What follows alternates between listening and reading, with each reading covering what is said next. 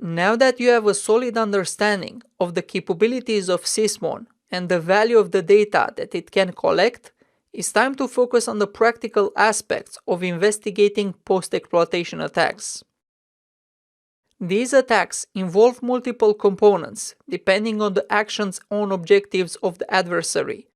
These can range from dumping and stealing credentials to installing keyloggers or banking trojans, and the list continues. The goal is to empower security analysts to search and hunt for known indicators that can originate from threat intel feeds, as well as indicators extracted from performing malware analysis.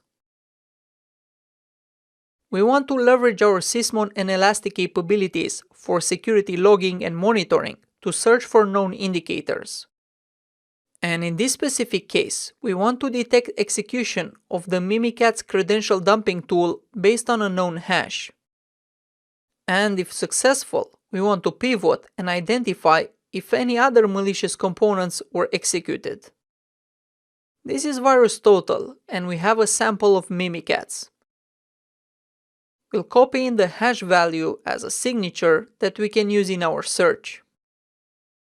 We will return to our Elastic cluster to the Discover tab. We'll change the event log category to Sysmon, and we will paste in the hash value. And we have a finding. Looking through the details, we can see that our Windows 7 virtual machine was the victim. A great feature of the Elastic Stack is that we can search for events surrounding our finding. I've added a few columns here to highlight some of the more relevant data.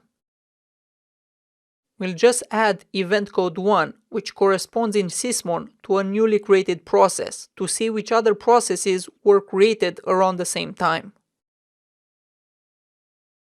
We can see that Mimikatz was executed by revpayload.exe, which looks suspicious. Looking at the other events that were executed by the attacker, we see DNSCat. By expanding this event, we can retrieve the hash value, which we can check against VirusTotal. And it seems that we have found an additional malicious component, which was probably used by the adversary to establish a communication channel.